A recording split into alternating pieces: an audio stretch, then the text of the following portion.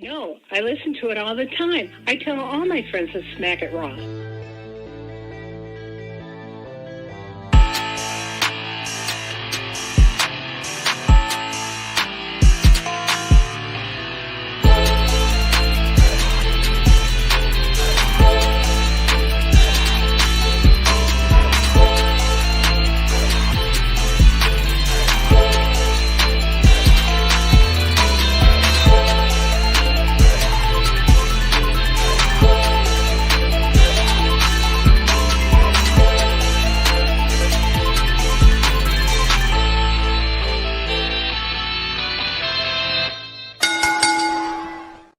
Following podcast contains mature content. The views and opinions expressed by the host are not necessarily those of the host. Listener discretion is advised. Ladies and gentlemen, welcome to the #1 wrestling podcast, formerly on Pornhub. I am your host, the patron saint of podcasting, the warden, Matt Ritter, and I am here with my co-hosts. She is host of the Sheely Showcase, Inside the Mind of, In the Crowd, Getting Off, and Story Time with Ms. Katie Kinsey Bebe. What up? And he is the deadbeat Poppy. Oh, I'll let you see that. There you go. Yeah, Deadbeat Poppy. Deadbeat Poppy. Host of the Get Show podcast. Host of Just Get Show.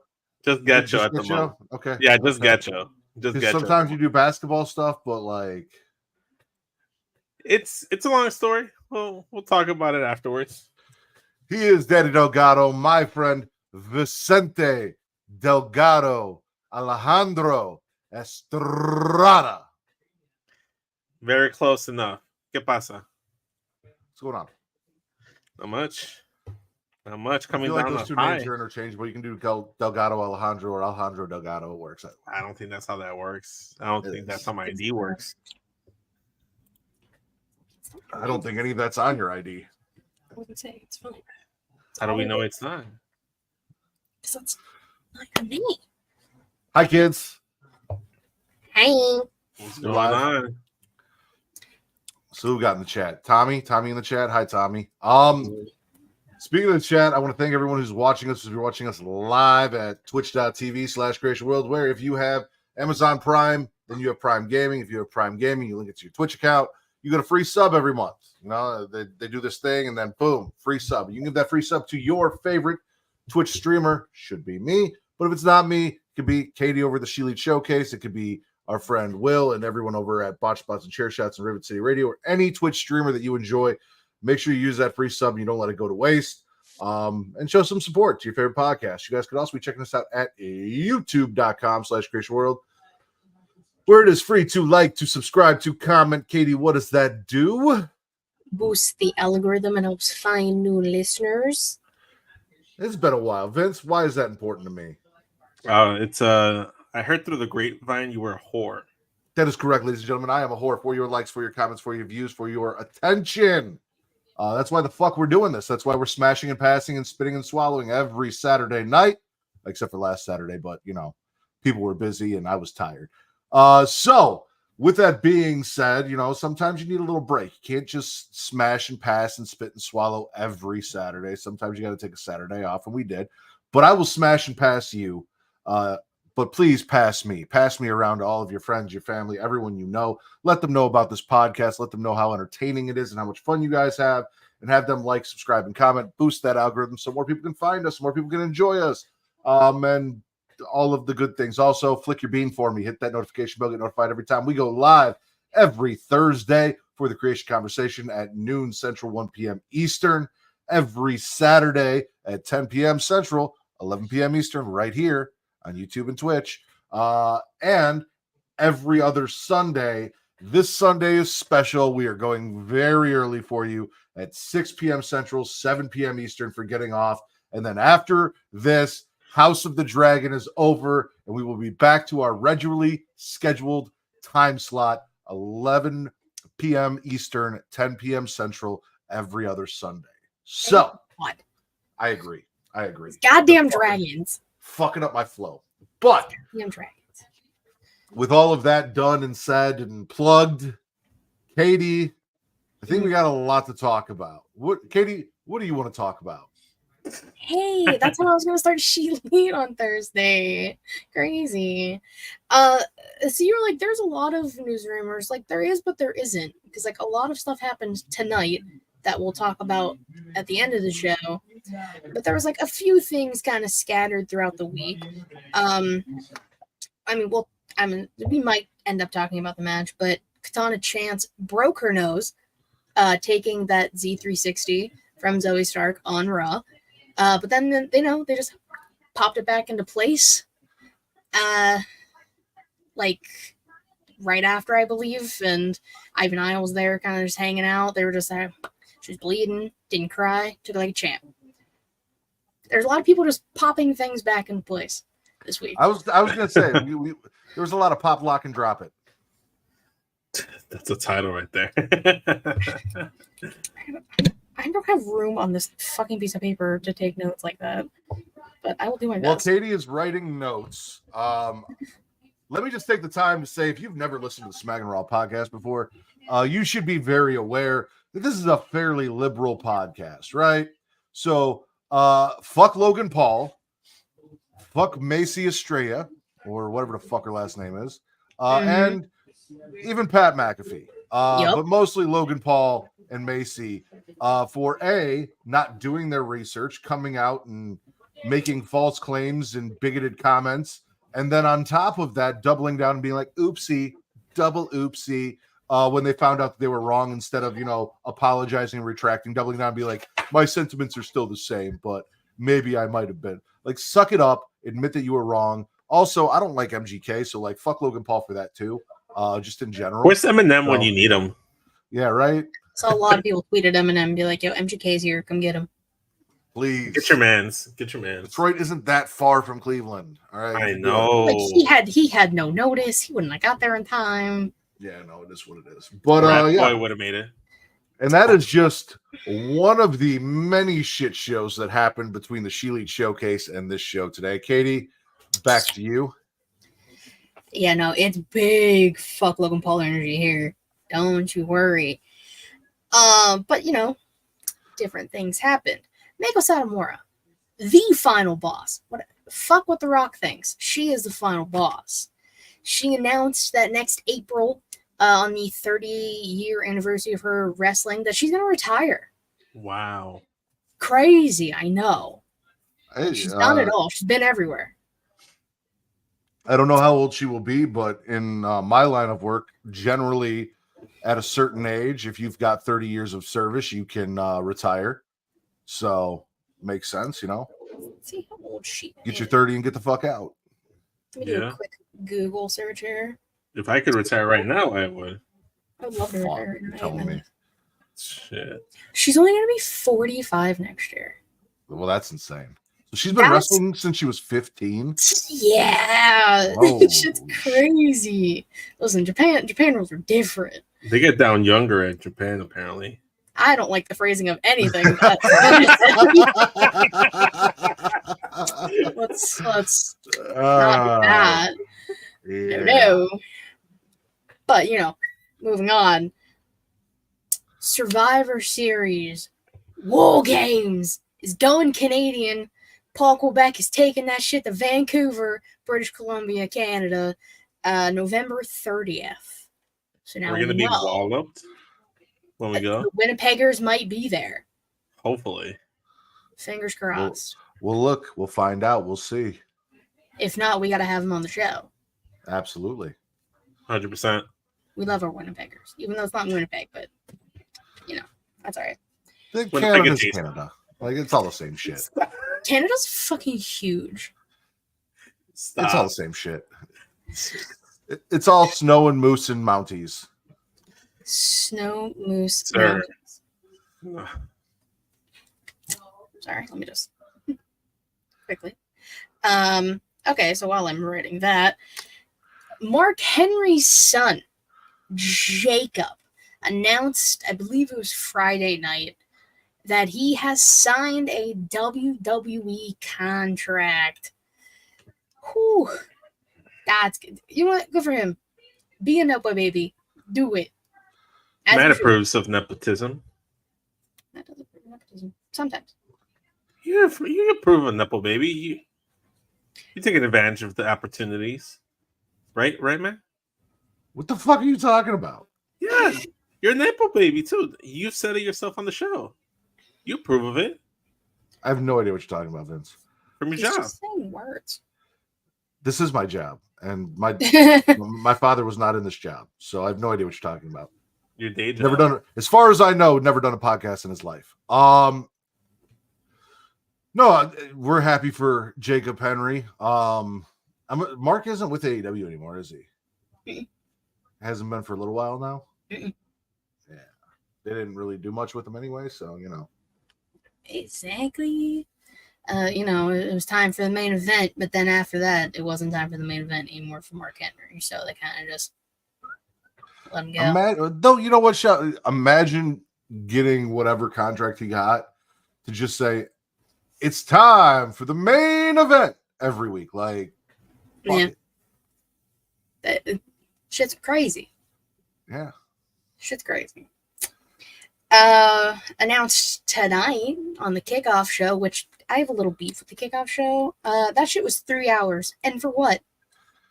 Which is funny because I saw a lot of people being like, I never want to hear anyone say anything about AEW having too long pay-per-views. And it's like, well, yeah, I know it was 8 hours, but 3 of it was a pre-show that no one had to watch and there wasn't a single fucking match on. So, like, yeah, maybe chill the fuck out. Like, nobody was forced to. I had that shit on as background noise and I was doing other stuff. I was literally playing Mortal Kombat and I had it up on my tablet waiting for the show to start so I could go upstairs and watch it on the big TV. You still play Mortal Kombat, man? Yeah. Interesting. I thought you stopped playing it for a minute there. I did, and then I beat everything, and now I'm back to playing it again. Plus, Ghostface is coming out in the DLC, so, You're going to drop money for that DLC, huh? Yes. There is a horror movie character in a video game. I'm basically paying $50 for that, and then the expansion of the story. Okay. All bonus on top of it. A bonus, if you will. But Joe Tessitore, now that I know how to say his name, is going to start commentary on Monday Night Raw, which is completely different from everything I read 2 months ago, which kind of fucks me up. September 2nd, and Michael Cole is moving to SmackDown because at that time, SmackDown will be on USA. Right. And I'm assuming that's also around the time that Pat McAfee is going to fuck back off to the NFL. Fingers fucking crossed because Pat McAfee's on my shit list too. So do your fucking research, kids. Yeah. Don't talk out of your ass. Interesting comment. Boyfriend time. Oh, that's Jacksbo. Like Planters nuts? I mean, like peanuts? Nobody wants to put the comment on screen? Okay, I'll do it. Well, every time I go to touch comments, Katie gives me a dirty look like I fucking smacked her child or some shit. So I just stop touching. Look, I thought you ran the chat. This is way over here. If I'm talking, I don't. Ladies, please get back to the nuts. I've been visually abused by women enough today. I don't need it on the podcast. Well, don't disagree with me throughout the night, and we won't have that problem. That's not going to happen. We don't know that. There's going to be a few things. There's going to be the big thing. False. Katie Dom is a great guy. No. I knew you were a Dom as well, Katie. That's the way I read it.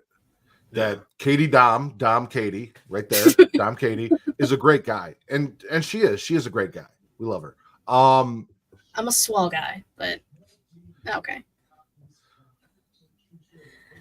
Anything else? I don't want to touch on anything else because people are fucking stupid. Okay. There's some stuff going on about Pittsburgh's own Britt Baker and the backstage stuff that Katie might not want to touch about because people are stupid. Rumors are going around about a backstage altercation with her and MJF. She is supposedly suspended. She is currently out on a beach in a tiny bikini, walking around enjoying her time off. I'm sorry, what now? Yeah, it's a whole thing. Quick rundown. This is all alleged because there is a rat in AEW for fucking sure. They're tweeting out pictures of Shane McMahon meeting with Tony Khan. That's the thing that happened. And that's the thing that happened. I'm surprised we haven't talked about that yet. Well, there you go. It's not much else. It's just a picture, and it looks like paparazzi type shit. Y'all are a fucking rat. Sniff that shit out and get rid of it. It can't be Dave. You know what? Listen to Dave's bitch ass. They gave him false information, which is why they have to know who it is because they saw the person take the picture. So, like, you know who the fuck it is. Tony's doing that shit on purpose. Oh well, he's crazy. So, so that happened, and then allegedly, because again, this is coming from Dave, so I take it with a grain of salt on what exactly happened. Britt possibly made a comment about Alicia, who's she's done like some ring announcing and stuff, commentating. She's MJF's girlfriend. Allegedly made a comment about her, and it got back to Max, and there was a type of confrontation between Max and Britt. Britt was suspended and fined, and Max apparently punched a wall, and it's a whole thing. But details as to what the argument was and wasn't and where it took place is murky, which is why I didn't really want to dive too deep into it, because it's also none of our fucking business. Like, they all need to get that shit sorted out. And I say that as I will be going to the show in October, because I like drama, and it's the only time I get to see my one friend. So there you go. I like bringing it up because it's news and rumors, and that's rumor. Yeah. And also, my boy, what's up, Jesus? Wow, Jesus. I told him I missed him, and then he came back for me. My boy said that he was the toxic part. He was the problem. He was, the issue in the locker room. It's the whole fucking locker room. Issues continue. That's the safest, happiest locker room in the business is what I've It's the best women's locker room too, apparently. Yeah, exactly. From the same guy who punched a hole in a wall because of the women's locker room. Neither here nor there. To touch on that a little bit more, I heard it wasn't just about like, hey, Britt's talking shit about Alicia Atal or whatever. It was more or less it was happening during like the MJF or whatever, because he went so long with Ospreay, and then the women's locker room, that's where this was happening. Alicia Atal came in, heard that shit, snitched over to her boyfriend. He came in, he got mad that people were criticizing him, specifically Britt, and then it got so hot-headed he fucking punched the wall. If that doesn't sound like, I don't know. I don't even know what the word to describe Max. Toxicity? That's what and weird. If that's the case, let her be pissed off. They went fucking an hour on a 2-hour show. Yeah. And that was you could have had at least 2 women's matches in that time. That was from what I understood, the gripe was that they went so long in the match on episode 250, and there were so many other women or other people that could have been utilized for that time slot, and there were just fair criticism that others in the locker room also had the shared sentiment, but Britt was the one that used her outside voice versus her internal voice when criticizing Max, and he couldn't take it. He came in, and this is coming from a dude that likes to go off script on live TV with a live mic, but can't handle it when someone criticizes him back. So don't cast stones when you live in glass buildings. With that all said, let's get into our spits and swallows, and I will kick it off. Okay. With a it was a swallow, but now I think it's a spit because I'm starting to feel like the gimmick is bleeding into the person. So we'll see. But I'm spitting the elephant in the room that is MAGA JF with his new U.S. title gimmick. He even went down to CMLL and talked about closing borders and playing up the heel gimmick. But on top of all of that, he is out here on AEW Dynamite.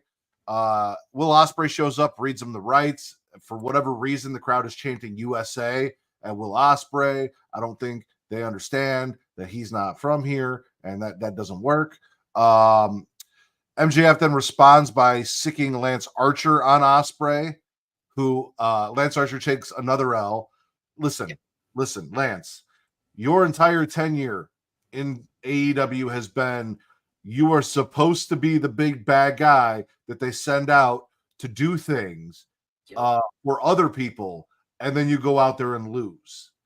Yep. I can't remember the last fucking match you won or the last important thing you did, And every time they build you up by having you wreck a bunch of people in the back and make you look like a monster again, they just send you directly out to lose.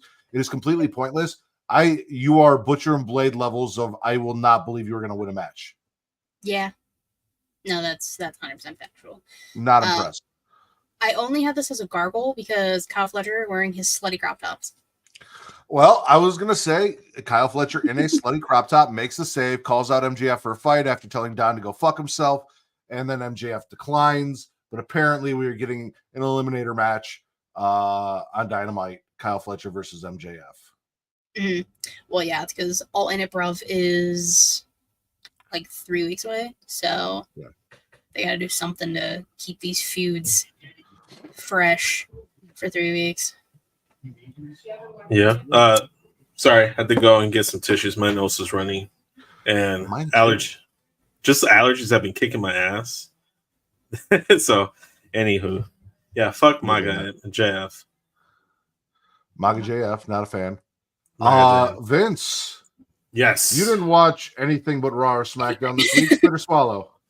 Well, I was actually going to say if you guys wanted to, you guys can keep bouncing back and forth between NXT and AEW while I sit here, look pretty, and just compliment you guys in the chat. And then we talk Raw and SmackDown leading into SummerSlam. That's not how this show works. Vince, spit or swallow? All right. I'm gonna swallow all the girlies clicking up, so to speak, on main roster. And that's Disco Ninja Sex Party linking up with Lyra Valkyria. The Stud Line obviously continuing to show dominance. Damage Control making their triumphant return on Raw. And then you have the big three over on SmackDown, which I think will be reunited down the line, especially with what we saw in the women's tag title match. So Naomi, Jade, and Bianca will be back together. And then, like I said, I've been saying this for a while. I manifested into existence. The Blair Witch Project is a reality on SmackDown. You got Blair Davenport along with Isla Dawn and Alba Fire. So I'm just swallowing all the girls coming together, making teams. And it looks like a national tag team division is slowly forming and legitimizing, especially now that you have Nia, Queen of the Ring, and then you have the Princess of WWE or whatever with Tiffany Stratton, or as she was dubbed in the pay-per-view. So, yeah, I'm liking it. So all the girlies clicking up. All right. Hey, What?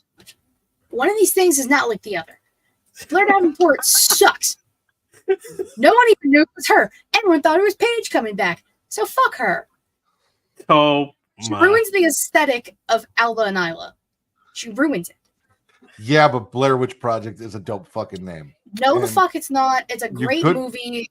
Terrible name. Listen. No. As the biggest Matt Riddle hater, I understand you, Katie. I get it. And I respect you standing 10 toes down on your decision. I'm not going to fight you on it. I'm just going to tell you, in my opinion, it is a great fucking name, and you couldn't have that without Blair, unfortunately. So, but I get where you're coming from, and I respect that you're like, no, fuck that name, fuck all of it. Like, I get it. I respect that level of petty. Yeah, because I'm a petty bitch. Well, you're going to be a spitting or swallowing one. Go ahead. Please. You told me not to call you I couldn't call you the. No. Yeah. All right.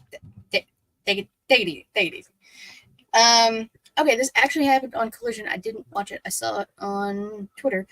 I'm swallowing Buddy Matthews finally returning to reunite with the House of Black, and now they're going to take on the Patriarchy at All In It Bruv for the Trios titles. Interesting. No. I'm excited. I'm not. I'm just happy that Buddy Matthews is back because he was hurt and then he got married and no, like I'm happy for him. Good for him. They're wasting Malachi Black, and I'm tired of it. Thank you. Absolutely tired of. Well, you're gonna be stuck with it because he's signed a contract for at least another year or possibly 2. So I mean, he loves Misery. Misery is his company. I'm not even saying I want him to go back to WWE. It's just they've done nothing to get me behind him in AEW. So like I'm over trying to get excited about the House of Black, and then not getting shit for it. Like, that's what I'm over. I'm They not have saying a- go back to WWE. I'm not Yeah. even saying his main roster run in WWE was great, because it wasn't. Like, they had him doing the fucking dark room vignettes and shit that led to nowhere, and the father with the glasses and all that. Like, but none of it paid off. And then like the Rey Mysterio eye thing, like none of it paid off. Like, it is what it is. It's just AEW has failed to do anything of any, like, yes, they were trios champions. Honestly, I don't give a fuck about trios titles. None of them. Ring of Honor, AEW, none of them. Like, I don't care. They're not whatever. I want to see him in a singles feud for a singles title, win a singles title, be a singles champion, do some fun shit with his house as the leader of faction, not part of a 3-man tag team. That's just what I want. Well, that roster's too fucking inflated, and it's not going to happen. And he's better Tony than Khan all is of them. what he's doing. He is better than every single man on that roster, and I will ride or die on that. Here's the biggest issue with Malachi being on AEW, and we keep saying this, and we've been saying this for years. From the moment he joined, he had this aura about him, and Mr. Cody Rhodes over there, he was putting him over, taking losses to him. He was making him feel like a threat. Ever since then, where has he been? He's just been a trios guy, a dude in his faction that isn't even the top singles champion in this faction. You know, that was Julia Hart. She was the top singles champion in It was faction. Julia Hart. Yeah, as TBS champion. You have so many different singles individual titles in between Ring of Honor, AEW, and your New Japan partnership, and your AAA CMLL partnership. I don't know which ones they're doing at the moment. You're trying to tell me you can't make him a singles champion? No, What good reason do you have? They don't have any. It's one of the reasons Unless why I he stopped just- watching. It's either it's a combination of Tony Khan doesn't know how to book him, and or maybe he just enjoys not wrestling as much now. Which is what I was going to say. Is like, here's my thing. Like, if he's happy, I'm happy for him, but it doesn't mean that just because he's happy, I'm enjoying the shit that they're putting on my TV involving him. Like, I'm happy if he's happy. If he wants to stay there, if that's what he wants to do, I'm happy for him. However, I don't give a fuck about what he's like. That's just because he's happy doing what he's doing doesn't mean it's entertaining to me or it's what I want to watch. I like him, but they're not doing anything with him. So that's how I feel about Mercedes Moné. I like her. I just don't like what you're doing. Garbage is what she's well, Vince, since you brought that up, I thought it was going to be on News and Rumors. That's why I was waiting. So I'm trying to segue it in. I'm not talking about her getting fucking divorced. No, I'm talking about her segment. Like, I thought we were talking about that. Why would we talk about her segment on News and Rumors? Yeah. Well, anyways, Matt, you were saying. I am swallowing the match between Camille and Brittany Jade because this is the first time outside of that all women's pay-per-view that I watched that I got to see Camille wrestle on national TV, an actual match. However, and I don't know why, but I even wrote it as Justin, as in the name Justin, not Justin. But I'm just not feeling Mercedes on the mic in this gimmick. It's not working for me. It's really not good. Isn't. It's not. It's like Camille, great get. Camille Brickhouse is one of the strongest people that you have on that roster now. Point blank, period. And a lot of people don't know who she is because she was on NWA and 5 people watched NWA. Now it's down to like 3. So like nobody really knew who Camille was. It's having her on this stage. Yeah, sure. But like Mercedes isn't doing anything. It's not at all. It's just something about her. And I don't know what it is. And I've said this to you guys. It's just ever since she's left WWE, like there's just something different about her. Like, and I don't know what it is. I don't know. I can't get behind her. I like you put in the ring and I enjoy the matches, but like it's kind of hard because she's on the program that I don't really care to enjoy to tune in to watch. And then if she does go and do pay-per-view matches, I'm not going to pay $70 just to watch one match. 50. And here's the thing, like this isn't a kind of like I still enjoy her in her TV projects, the Star Wars universe, stuff like that. Like, yeah, I'd go watch a movie starring Mercedes Moné, like Renato, technically, but like her character in AEW right now just isn't working for me. It's not. It's Timo, a legit boss. Yeah, It's like going to look for Jordans and you get like that awkward looking jump man or whatever that's doing a different kind of dunk. Or it's just like Michael Jordan in a Wizards jersey. It's just not the same. I was gonna say trying to find any kind of clothing in Ross. It's like instead of going to like I've never Target, shopped in Ross. That does nothing for me, but I do know Michael Jordan, and I know that he played for the Bulls and he was great, and he played for the Wizards and it was ass. So it's here's the thing. Like she needs direction. She needs creative because like franchise. Yeah. She needs to be in the franchise, whether that's WWE or Star Wars, for her to have like great character work. But I don't think she does. I really don't think she needs that. It feels like she's phoning it in, honestly. I feel like it's her, it's not the company. And I don't know why. Like she's put in a prominent position. We're getting 2 women's matches / segments on Dynamite now because she's a part of it. So she gets one, and then the championship scene gets one, which is great. But like, I just feel like she's not being herself. She's playing herself. Like she's, I don't know. Well, that's what I'm saying. It doesn't feel natural. Mercedes Moné is just Mercedes Bernardo playing the legit boss character, and it's just different. There's just something that was different about it. Was the entrance, it was the theme song, it was the aesthetic, the packaging, the credibility that she established and legitimized herself from NXT onto the main roster. It's just not connecting. So Vince, spit or swallow. You know what? Because we're not going to be able to talk about it, I'm going to swallow the White Six face reveal. I thought this was a really cool moment, really cool segment. Dexter Lumis got his own little video package as well afterwards. The debut is going to be next week, so they're going to have their in-ring debut. They're going to have this time. Dexter Lumis looked cool as fuck, and we were just talking about white guys with braids and how I don't fuck with them, but he's a white guy with braids that I will be all for. They moved amazingly in ring. Obviously, when Joe Gacy powerbombed Dexter Lumis onto what was it, Chad Gable, or was it one of the Creeds? I can't recall right now, but it was on the Creeds. Yeah. So Eric Rowan looked fantastic as well. Joe Gacy is probably the only one that I didn't really care about as much, but this is the most I've cared about Joe Gacy ever in his entire tenure within WWE. I will tell you this. Yeah. Joe and Dexter as a tag team, with the way they were in the ring working together and doing shit, I'm down for that. Like they had that looked like solid chemistry, right? They did already. Chad did what Chad does, and he abandoned his new proteges in the ring and ran away immediately. Which can't blame him, really. It was a smart thing to do. It was dumb of Julius and Brutus to stick around for that ass whooping. Chad said, no, fuck that. Then Uncle Howdy showed up, or at least the silhouette did. Chad shit himself and ran stage left. But the face reveal was cool. We're getting a 6-man tag on Raw that I'm fucking stoked for. I did hear somebody, I'm not going to name names or point fingers at the screen, somebody say that this is not a supernatural gimmick.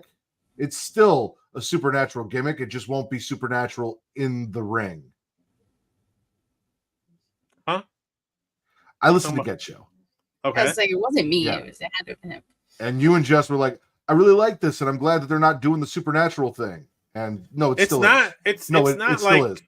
No, it in the sense of like over the top Undertaker type of supernatural. It's more of the. Sir, do you want to get kicked from this fucking call right now? Anyway, we're moving on from this. It is fantastic. I'm excited for the 6-man tag. I agree with you to the point that you said dumb shit about the Undertaker supernatural stuff being over the top. That was perfect. Exactly the way it was. 5 out of 5 stars. No notes. Katie, spit or swallow? 5 out of 5 stars. Can't wait for a list. Taker on my podcast. Can't wait. I'm going to. I'm gonna swallow Cedric Alexander getting a win on NXT. Hell yeah.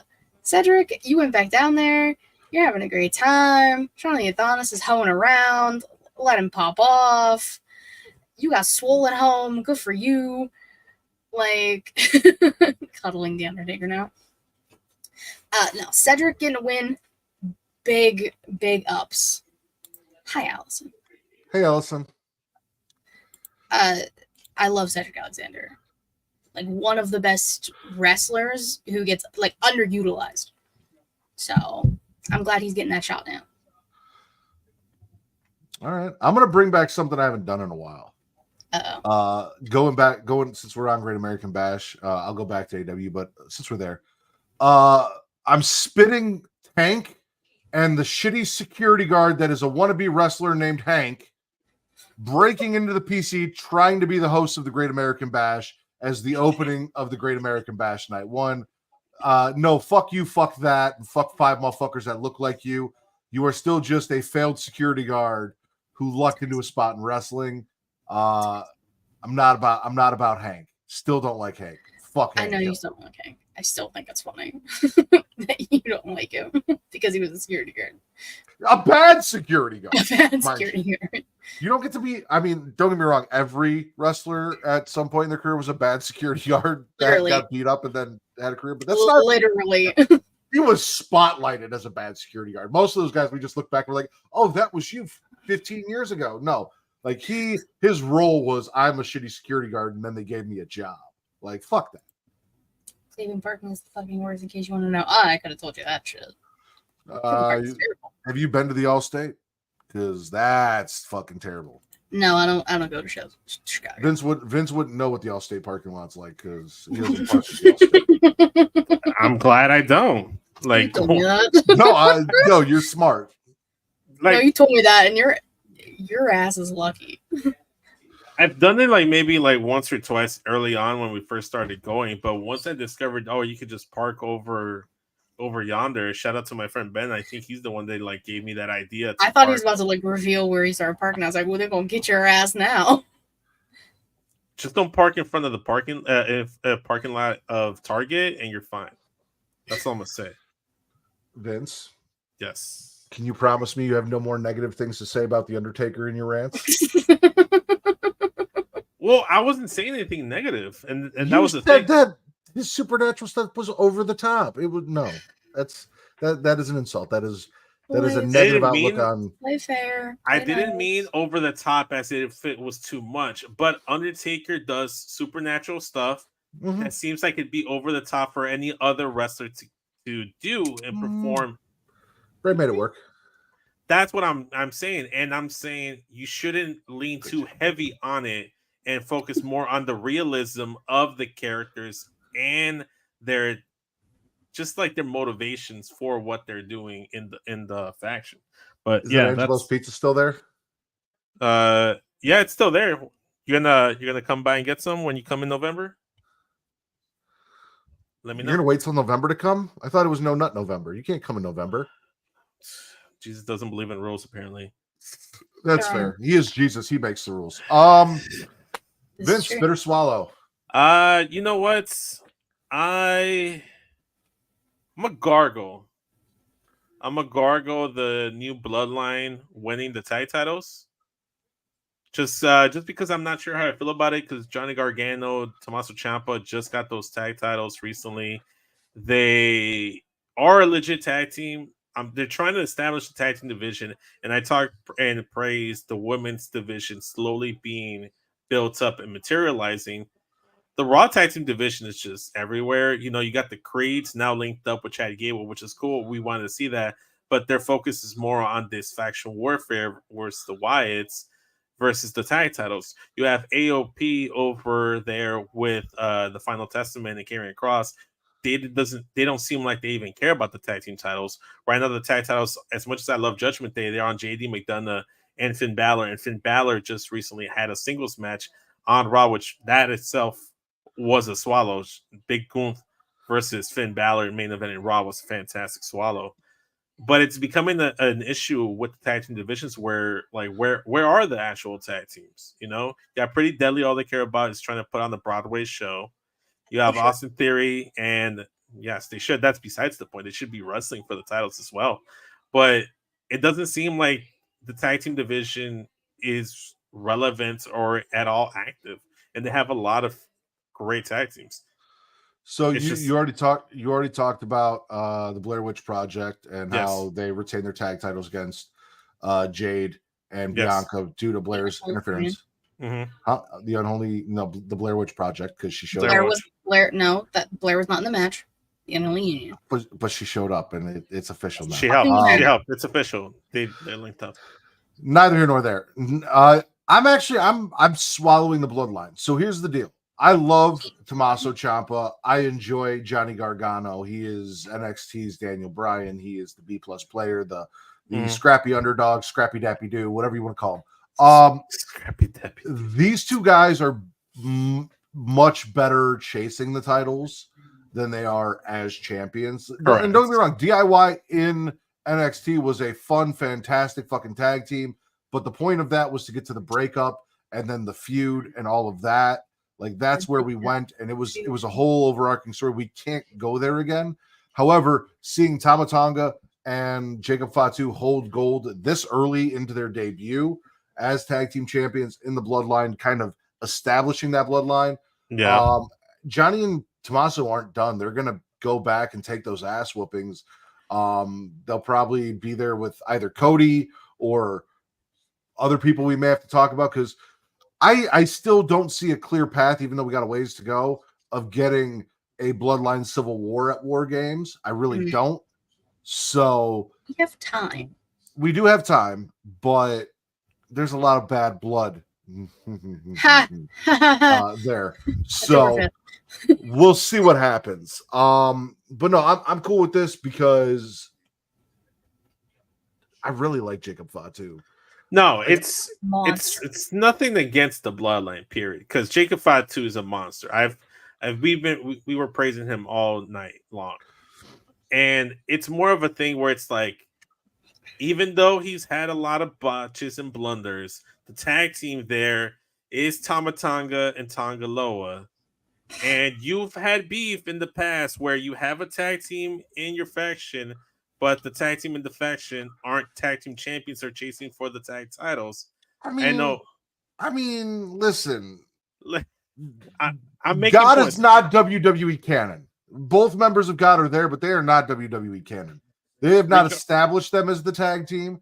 They have not. They dressed the announced same them. when they showed up tonight, and they dressed the same as tag team. But every member of the Shield dressed the same. Does that mean that Dean Ambrose was 1/3 of the tag team champions when Seth and Roman held them? They all dressed. No. They didn't dress the same because he didn't have long hair. Seth and Roman had the long hair. He had long enough hair. Not they dressed the same, Vince. Your haircut is not part of your dress. It's not part of the fit. Your haircut doesn't change with the fit. Oh my god. But the Gargoyle was more so not against the bloodline winning the titles. It's more so against actual tag teams not having tag team titles to challenge for, and the tag team division being non-existent essentially. Name me a tag team right now that's as over as FTR, the Usos, or New Day right now. There's no tag team right now that you could be like, that's a fantastic tag team on the WWE side of things. To be fair, Jacob Fatu and Tama Tonga just won the titles and just had like their third tag team or second tag team match together. So give them some time. DIY wasn't even really that over. And like Austin, we'll talk about Austin Theory and Grayson Waller later. I don't know why they're still a fucking team after everything that happened with them, or why that's not over. But I don't know. I hear what you're saying, and part of that is them not booking the Street Profits properly, which sucks. But that's a whole different division on a whole different show. Yeah. So,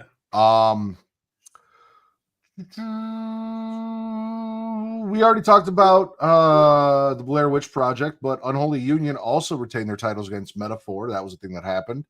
But while I'm on the subject of the women over in NXT, we had a really good 6-woman tag on Great American Bash. Katie, who was in that 6-woman tag? The NXT girlies. You have the high school girls, Fallon Henley, JC Jane, and Jasmine Nix, even though Jasmine Nix. Did you ever give me that audio, Vince? No, I forgot all about it. That's all right. They took on Lola Vice, Solruka, and Carmen Petrovic, and Jesus Christ. hell of a fucking team. NXT girlies showing up as they do. Best women's roster in the game. I said what I said.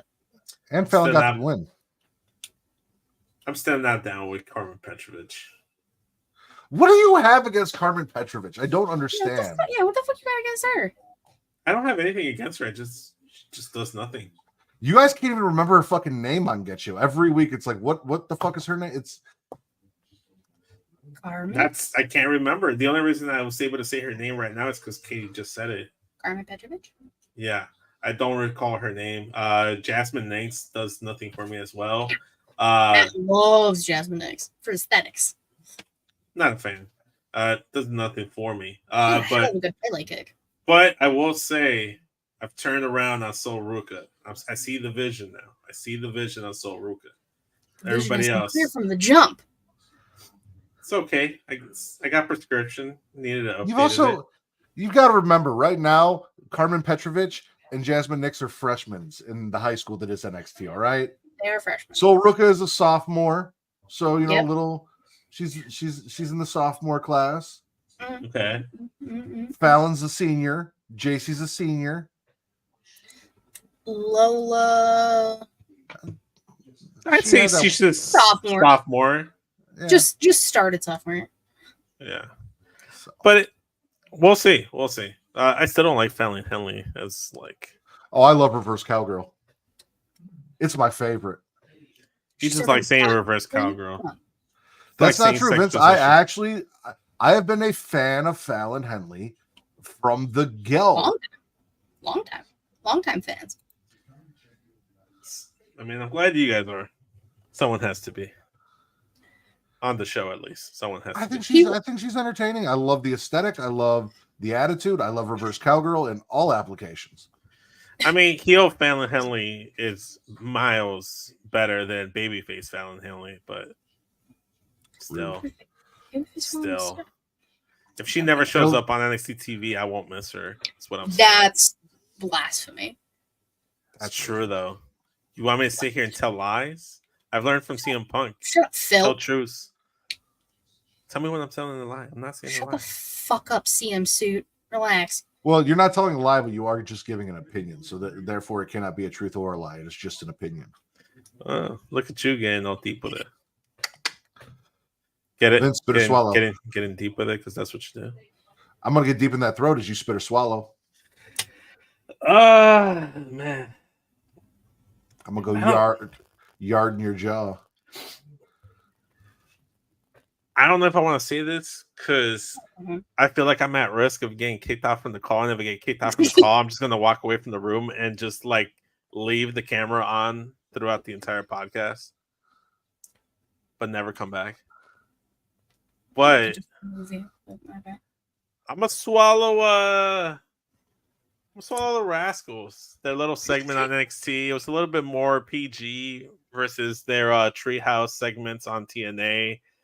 They're funny. This is the most character you've seen from Wes Lee. I love him. Whoa. Throw your tomatoes, Jesus. We don't know what he's booing about. Oh, he's throwing coconuts. He's booing you. But he doesn't know if I'm booing Fallon Henley or if I'm booing like the Rascals. He's not that delayed.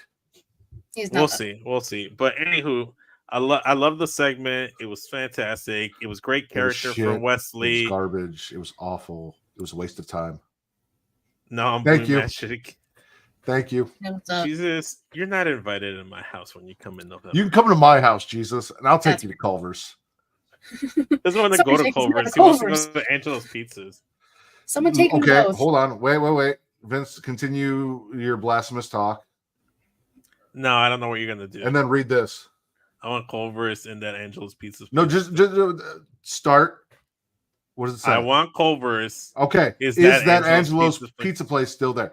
I want Culver's. I will take you to Culver's. He wants both. Fair enough. But I like the segment. It was good, regardless of your dislike for them. this is the most character you've seen out of Wesley. He showed actual emotion when his boys came back and he saw them. Listen, if I was going through a rough patch and I felt like I wanted to like take a left turn in my career, and then I support you and tell you to take the time off. I do it all the time. Say, but Vince, you for your guys mental show health, up. take You the guys time off. show I up. don't You guys- force you to come back to doing the thing that hurt you. They didn't force They him. did. They They didn't basically force him. told They him you gave can't him go anywhere. We're here. They gave him a new lease No. on his career, a No. new lease on life. I've never seen Shitty the man friends. happier. No, Shitty. regardless of the fact they're gonna have a tag title shots, MSK, which is technically Nash Carter, formerly Nash Carter, Zachary Wentz, and Wesley. I hope they do get those tag titles because they should get those tag titles because they're a fucking amazing tag team. All three of them are amazing. I'm swallowing them. I like the segment. I am not swallowing Timu That 70 Show segments. Katie, spit or swallow? See what you did there.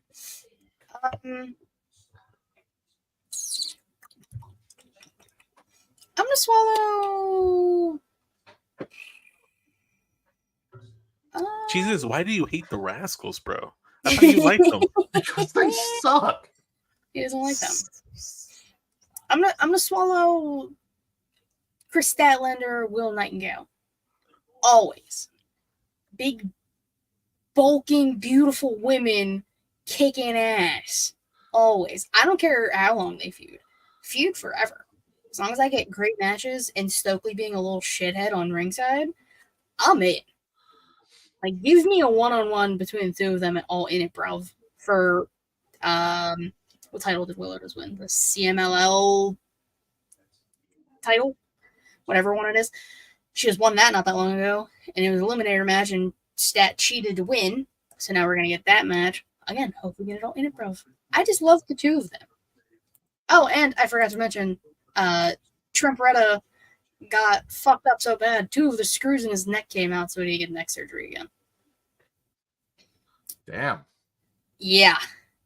Thank you. CMML Women's Championship. Thank you so much. Yeah, so I'm very excited. I love these women so much. I'm with you on that. Big beautiful women kicking cake. Love that shit. Cake kickers. I don't know why I said kick cakers. That's not a thing. Kick cakers is not a thing. But since we're talking about championships, let's talk about one that's for the heritage. Ladies and gentlemen, retaining his heritage cup, my Don, the Don, Tony D'Angelo, successfully retaining the heritage cup over on NXT's Great American Bash for the heritage. For the family. I'm glad Tony retained. He should have won this match, and he should continue to win these matches. But I'm gonna spit the Heritage Cup as a concept. I feel like it's not a title that's worthy of Tony D'Angelo's status. He should be a North American. He needs an actual title. And I said this already. Change that stupid cup into an actual championship. Make it the NXT Heritage Champion, and then I'd respect it a little bit more. But it just kind of feels like they threw this man a bone because they can't give him the NXT title nor the North American title. And I started to warm up to the dude. I think he should be doing more than what he's doing right now, and what he's doing right now just kind of feels like filler. Like when you watch Naruto or Dragon Ball Z. This is the point of of his career where it's the equivalent of like Goku and Piccolo learning to drive, and we watched that episode versus an actual like battle against Frieza or the androids. Like you don't think that he should be doing more than the Heritage Cup, man? Like I feel like he should be doing more. I feel like yes and no. He's the Heritage Cup champion. He's a champion. He's defending a championship that is very specific in the rules and stuff, that it's something that he had to learn, that it's not from his background, his repertoire, any of that. He's adapted. He's made it his own. He's owning it. And at some point he's going to lose it. And once he loses it, now that he's been a champion and held on, we will see him move on to bigger and better things. But currently he's in a current feud with the no quarter catch kids. Favorite friends. I'm enjoying the feud. I'm enjoying because here's the thing. A lot of people talk shit about Tony for his physique not being completely ripped, saying, oh, he's not going to be they thought he'd be gassed and he's not going to be able to. He's showing he can like this championship shows that he can fucking wrestle. Like this is the wrestler's championship, right? More than anything else in NXT, this is the championship for the guys who can fucking go. And you have to go. It's rounds. You have to get the wins. You have to do the things. Like you have to be able to go. And he's showing that he can go. I'm not discrediting on it. I'm not discrediting what he's doing in the concept of these matches, him learning and adapting to it. I'm spitting the concept of a fucking cup being a championship because this is something that you were spitting being a thing way back when it was in NXT UK, when it's brought over, you didn't care for it. But now you're leaning more towards it, and I'm still staying on that bandwagon. I hold on. No, don't get me wrong. I don't enjoy the idea of a cup being defended like this. It being I agree with that. The part I take umbrage with is you being like, they gave him something and now it just feels like a filler episode and he should be doing more. He will be doing more. This is the build to him doing more. And you have to go, I'm along for the Tony journey, not necessarily the cup itself. I'm not all of a sudden pro cup. I'm just pro Tony. And when he loses the cup and he moves on to bigger and better things, I will continue to be pro Tony. I just think they need to get rid of the cup, period, and give him a national and that I agree championship. With. They need to get rid of the cup. If he was doing this with a national championship title belt, perfect.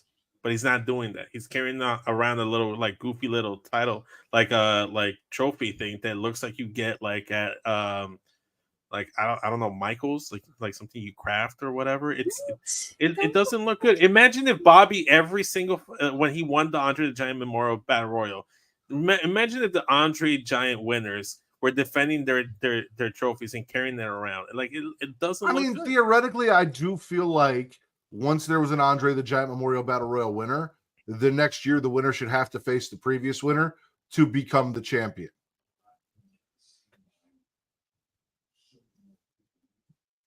I don't know. I don't like when you win a belt or a title or anything and then you're not defending it.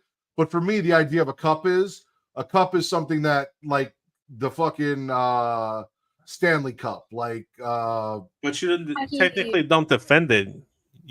That's my point. When you say cup, I think of that. But the trophy that you win for the Andre the Giant, like that's different. Braun Strowman winning the 100-man battle royal in Saudi Arabia and getting a belt that he never defended. The Owen Cup titles, even though those are cups, but they're belts and not defending those. Well. That's dumb as well. I think so. Like the Owen Cup is belts that don't get defended, and then the Heritage Cup is a cup that does get defended. And I feel like everyone has everything ass backwards, but it is what it is. I think we should just move on. I agree. Kate or well, we're on Vince. Vince, spit or swallow. No. I'm gonna swallow Roxanne Perez retaining her title on the main event of NXT. Obviously, it was foregone conclusion she was just gonna retain because, like, as much as I like Thea Hale, she just doesn't strike me as someone who's gonna take the title off of Roxanne. If someone's gonna take the title off of Roxanne, it's gonna be one of the many women that was signed to WWE NXT and will be debuting hopefully in the immediate future. She's Stephanie. That's who I'm rooting for. From one Latina to another, that's what I want. And she's an honorary Mexican Latina because she built her name in the Mexico wrestling scene, and that's where she trained. So she's invited to the carne asada for sure. So that's who I would want to have that NXT Women's title. But no, that Roxanne Perez, Katie mentioned it's the best women's roster in all of wrestling, and Roxanne Perez is leading the charge as their champion. Kudos to her retaining. See who takes it off of her because it doesn't look like anyone's on her level at the moment. Well, we got women coming. Oh, Jada Parker is getting up there, man. I see her. Chilling and Kat Dennings on my TV. She looks like Kat Dennings. Like you can't unsee it once you see it. She got the titties like Kat Dennings? Not quite, but she is horny. Katie, spit or swallow. No, nobody does. Thank you. I was like, acknowledge my fucking comment, please. I'm gargling the Joe Hendry segment. Originally, it's gonna be a full-on spit. Because why the fuck is this man on my NXT TV every fucking week now singing stupid songs? But then Gallus came out. I never thought I'd be happy to see Gallus. Never in my life. And then they hit this man with a guitar. It's like, they're the good guys in my book. I'm just saying. I don't know where this show came from, like Katie. I haven't liked him ever.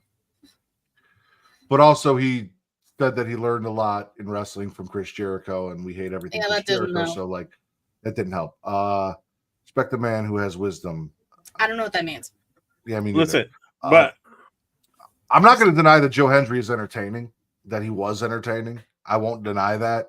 But again, when you credit Chris Jericho for your success, basically saying that you lived under the learning tree for what? Is that an actual cult though, or is that what you're saying? Yes. Because here's my thing. Despite everything that is Jericho, because fuck Jericho, right? My whole thing is the way I interpret it was he listened to the podcast. And early on in the early days of that podcast, he was giving some insight. And as much as I don't want to give credit to Chris Jericho in any sense of the word, he is a dude that you should listen to in terms of the in-ring stuff because he is able to do that. And look, he listened to that and that's what he credited it. Does he have to agree with the man, the person he is? No, but he can't say, you know what, I credit so-and-so because they helped me in this aspect. I'm not going to take points away from Joe Hendry because he said that, because he's fucking fantastic. He's one of the most overdues on NXT TV, and he's not even on the roster. Which is fucking bullshit. Get this man off my goddamn TV. I feel like you don't know what we do here, because that's the whole reason I hate Match Shitty Kids is because of their affiliation with someone I don't like. That's just how I roll around here. I haven't liked Joe Hendry from the jump, by the way. You just Before we found out, meme. It just doesn't fucking make sense. He's a meme. I don't get it. He sings. I don't like him. His face, his name, he appears. No. How much harder can it be? It's very simple. Very straightforward. Kids, one more go around the world, then we're getting into SummerSlam. You guys can finish it off. I'm done with it. You're done with everything? Yeah, like everything I had to cover because it's mostly just stuff I can cover on SummerSlam anyways. Plus, I'm trying to get to SummerSlam already. I'm going to swallow the Mariah May interview where she basically told us that she's Buffalo Bill. She said she carved off and then wore Tony's skin is what she said. Yeah. She was trying to make a skin suit out of Tony. Can you blame her? No, I'd wear that skin suit. And then Tony comes out on stage in full dramatics, the black with the and the slick back hair, the dramatic ass makeup. Loses her shit, starts hitting herself in the face with the shoe. She was not watching for the shoe in any way, shape, or form. Mm-mm. I'm so excited. I love it. It's it's the best storyline in AEW. Period. Like, if I were to buy this pay-per-view, which I'm probably not going to buy it would be for this match. It's the only good storyline in AEW right now. Yeah. Well, that and Daniel Bryan retiring. I'll give them that. Yeah. The All-American Hammer Jack on Bryan Danielson. Even though they fucked that up for you. I'm still pissed about it. I had the whole thing planned. I was ready. And then Brian's like, let me just put my career on the line real quick. Like, fuck you. You couldn't have waited 2 months? Asshole. I had a whole plan for you to retire in Seattle in front of Brie. But now. Well, Katie, spit or swallow. Oh, wait, actually, are you sure that there is nothing that happened on Monday Night Raw that you want to spit, Vince, related to someone you claim is the greatest masked wrestler of all time that you won't be able to talk about on the pay-per-view before I skip over you? No, I don't really want to take too much time on it. I'd rather just get to the pay-per-view anyways. Okay, you don't want to spit Pete Dunne attacking Sheamus and Shillelagh and Bronson Reed quoting No. I talked about it on Get Show already. I kind of covered how I didn't want to, but I gave my homie Sheamus a loser of the week because he keeps getting turned on by everybody, and for whatever reason gets whacked every single week by Pete Dunne. So like I had my spiel about it. Didn't change the man's name. I wouldn't mind getting whacked by Pete Dunne every week. Katie, spit or swallow? Same. Honestly, same. This is the last one, right? Yes. Stop. I'm gonna swallow the Kalani, Tatum, Spooky Chew. Rey Mysterio too, by the way. Sorry. Yeah, the whole women's North American title scene right now. Tatum gets her shot next week. Spooky Chew might get involved. I just like it. It's, again, the best women's division. You have so many different storylines happening all at the same time, all getting TV time. We talked about the NXT girlies. We talked about Hey Miss Parker. We talked about Roxanne and Thea, and now we have this. Like, we have it all. So like I'm swallowing that shit. Shout out to NXT. Yeah. Again, putting over the NXT women's division. It is quote unquote developmental, and yet still the best women's division in the world on national TV. I guess it's time, guys. I mean, we could have talked about the stud line. We could have talked about a couple other things, but I guess we're just gonna move right into Smash and Pass SummerSlam. I already made it wrong. Kicking off the show, the 3-hour kickoff, Smash or Pass. Whoa. Can't smash or pass anything that you weren't there for, so I'm just gonna say incomplete. Fuck too.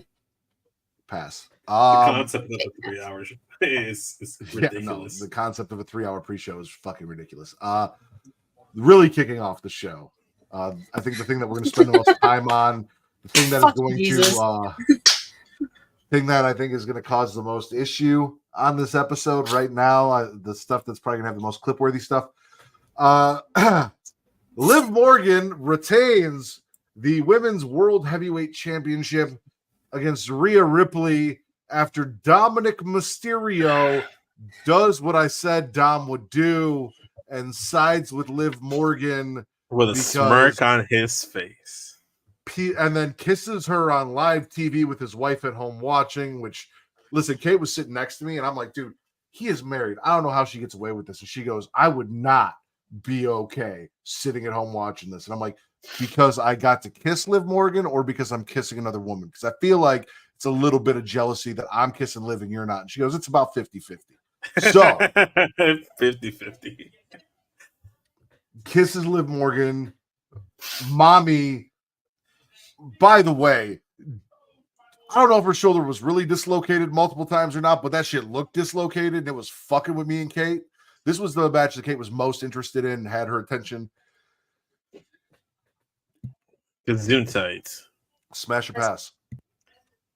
Who do you want to start this? Because it can go in two different ways. We're in the fork in the road. Go ahead. I'm passing this bullshit because multitude of reasons. One, I don't like the ref cam. I just want to bring that up now. I don't like that. That was making me motion sick. I don't get motion sick. That shit was fucking with me. I don't like that. Let's not do that anymore. That's just a little aside for future reference.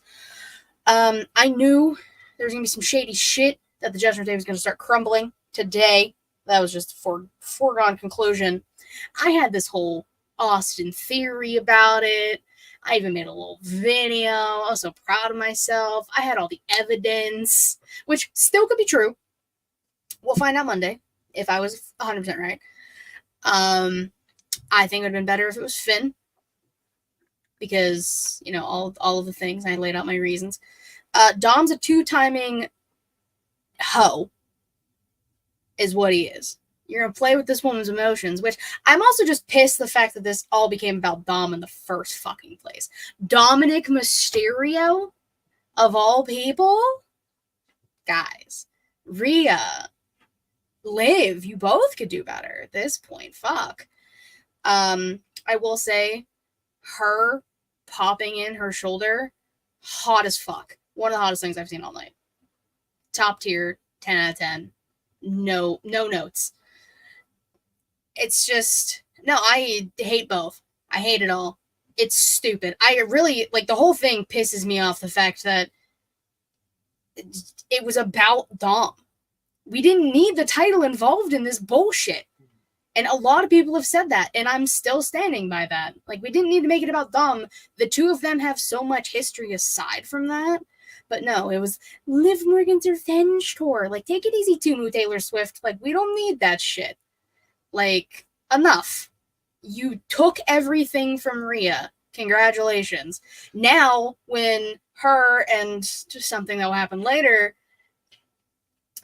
bad blood cannot come soon enough, folks. But the whole thing's a pass. I had it as a spit because I forgot it was Smash Pass. But, like, pass. For me. Now, here's Vince and his bullshit. So, go ahead. Well, to preface things, I muted my mic and gave you all the respect. I didn't start by saying, it was like, here goes Katie, and she about to spew some shit. Because I know you love Dominic, so I know that's what's going to happen. Listen, there are two sides to every story. There's one person's side, the other person's side, and then the truth. In this case, Dom's side of the story, it's more than likely the truth. And here's why. We are forgetting that this all started because Rhea Ripley beat up this man every single week to the point where now he just kind of had Stockholm syndrome, and she manipulated and abused this man. You watch a lot of SVU, Katie. You and I both. We were on the SVU podcast for Sheely. You know what can happen when an abusive person takes over a pure innocent mind like Dominic Mysterio. So that's how this starts. She leaves. She was injured. She could have still been there. Dom was injured and was still there. Dom helped her get to all her goals. Rhea left him and never helped him accomplish any goals. What did Liv Morgan do? She came in, gave him chicken nuggets, a PS5. She helped her boys get tag titles, helped him get a win over his deadbeat father. And everybody was bitching and moaning that, oh, Rey Mysterio's the Hulk Hogan for his own son, not putting him over and what have you. Rhea is not, and I'll say this again, Rhea is not the victim in this story. She started all this. She took out Liv Morgan. People forget she took out Liv Morgan. She broke up that tag team, Liv for Brutality. You love Liv for Brutality. Who caused the dissent there? Rhea Ripley. She took her out. So what happens when you take her out? Matt, were we not in CM Punk's corner when we were saying, hey, Drew took him out with injury, so that's eye for an eye. Just getting your licks back. How could we be mad at Liv Morgan for doing that? She wants to hurt Rhea Ripley. She did so. And then we'll get more into what happened with the rest of the Judgment Day stuff. But this is perfect. And then going back into the actual kayfabe of things, it makes all the sense in the world. Dominic Mysterio is not going to go twice his nuclear heat when he does show up on Raw. Liv Morgan is now one of the biggest acts in that women's division. You could say that they don't need that women's title, but this is about the women's title and Dominic Mysterio. I don't think he's the focal point. I think he's a very important piece in the story. So I'm gonna smash hard this opening. This entire living room outside of this room of mine was over the moon about this. I love this. This is a fantastic story. And if it leads to a custody of Dominic ladder match, I'm all for it even more. But it's a smash. Okay. So I wish I had gone before Vince because he stole a bit of my thunder. I'm going to lead with one of these Smackin' It Raw approved moments of the week. From our friends over at the Public Enemies podcast, Liv Morgan bought Dominic Mysterio a PS5, all the nuggets he could eat, openly showed him love, and did it all without beating his ass. He made an executive decision. Thank you. Now, on Katie's side, this is a good thing, Katie. No, mommy did not get her title back. But now, as you said, Dominic Mysterio, and I agree with you on this point, Vince will not agree. Justin will not agree. Apparently, everyone in Vince's living room will not agree. Dominic Mysterio never deserved Rhea Ripley. Now Rhea's done with Dom. Now she's off with Liv.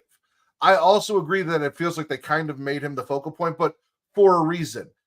Rhea got hurt. They couldn't have the Liv match. Becky was the champion that Liv had to beat to get the title. Then Liv had the title. So when Rhea came back, it was the thing that she had to take away as opposed to using Dominic to help her get the title. So we had to get to the same place and we had to do it in a different way. And she already had the title. So instead of getting Dom and having Dom help her get the title and it being about the title, she already had the title. So we had to use Dom as the last thing to take away from Rhea. But now Rhea's free. She is Dominic free. I'm not going to sit here and say that man and his shitty mustache and terrible haircut deserve what he is getting. But I do respect the game because he got them both and a beautiful wife. And I have no idea with that shitty haircut and that terrible mustache how he did it. But he did. Like no. You had your time. She had her time. This is my time. It is a shitty haircut and a terrible mustache. It is what it is. Now, I am also smashing. This is exactly what I said was going to happen. I knew this was going to happen. It is all good things from here because now Rhea can get away from the Judgment Day, which she didn't really need. She was the not just the leader, but we talked about I am blanking out on names. I'm very fucking tired today. House of Black, Julia Hart. Yeah. She was basically the Julia Hart of Judgment Day. She was the de facto leader.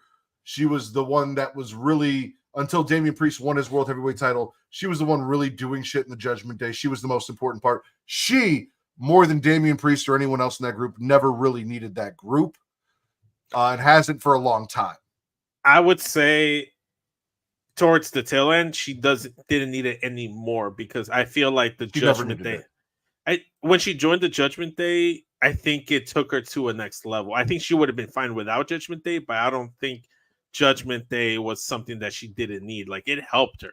And if we sit here and just don't really think that Judgment Day didn't help catapult her to where she's at, and Dom did help in that process as well, helping her get heel heat as well, because that dude was nuclear.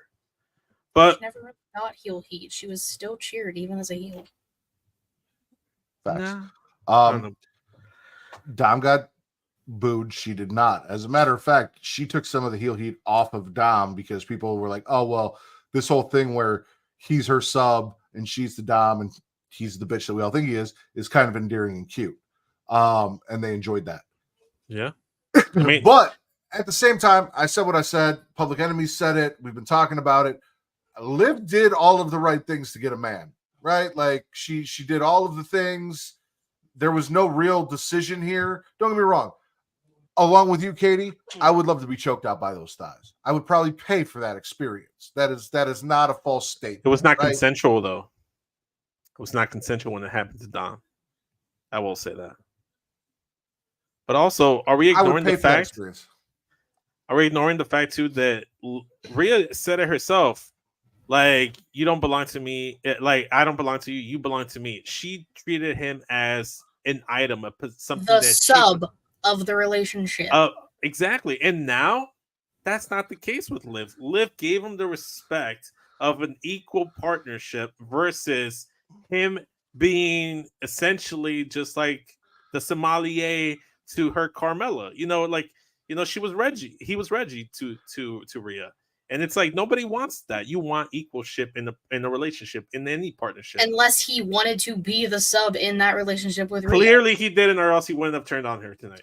Clearly in the beginning he might have. Like, things changed, obviously, when he was gone. Syndrome is a thing. So my point is, I'm smashing. Everything played out the way it was supposed to.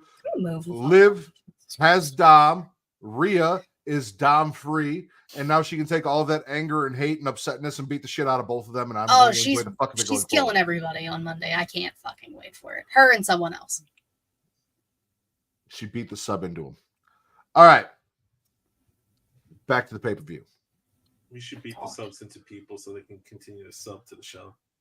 Facts. Braun Breaker defeats Sami Zayn for the IC title. And I think this is more than likely a unanimous smash. Smashing the results, passing the lukewarm reaction, and anticlimactic finish to the match. It felt like, I don't know, like it felt like it was missing some sazon, like when you get some bland chicken, Like you'll still eat it because it's chicken, but it felt very bland. The match itself, maybe I was still on a high from what happened in the match prior, but I'm a smash the results. I'm gonna smash the result. I'm gonna pass. How deflating it felt when I watched it. I disagree with that.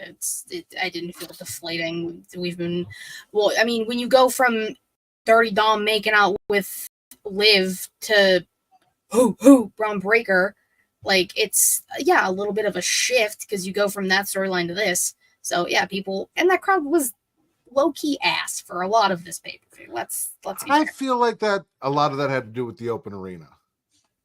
I mean, as someone who's been in an open arena, I know, like, it's, I mean, they definitely, like, redeem themselves in spots.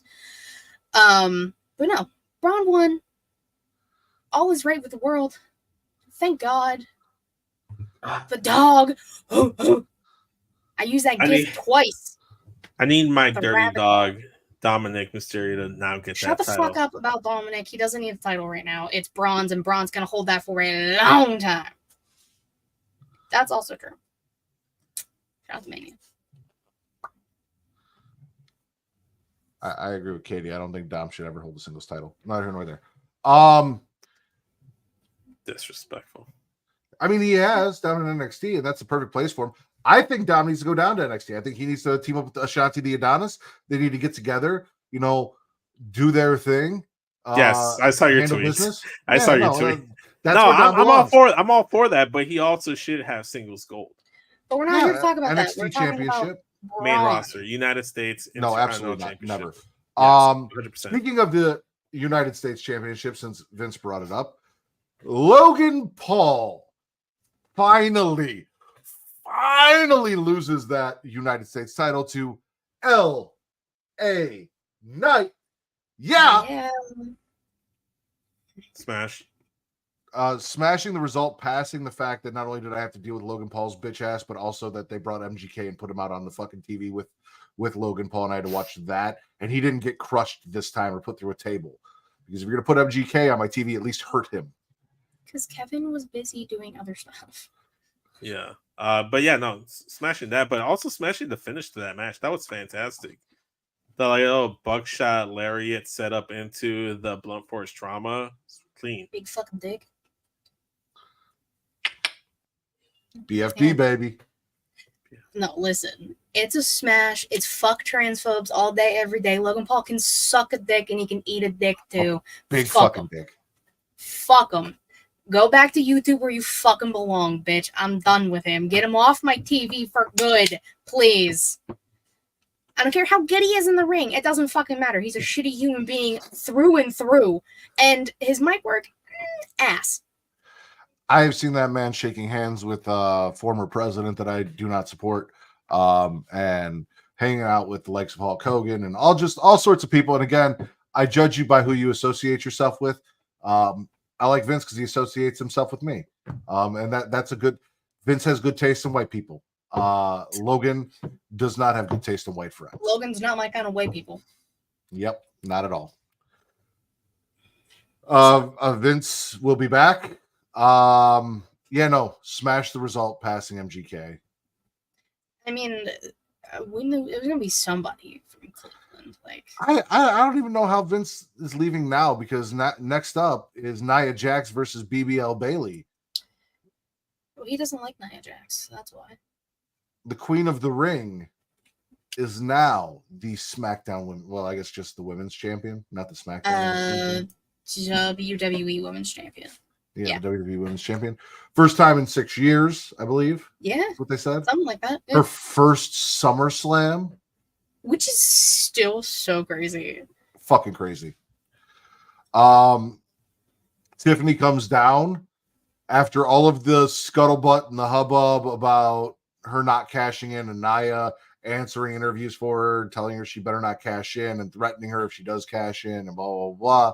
Mm-hmm. Do you think it was a hoax for the distraction?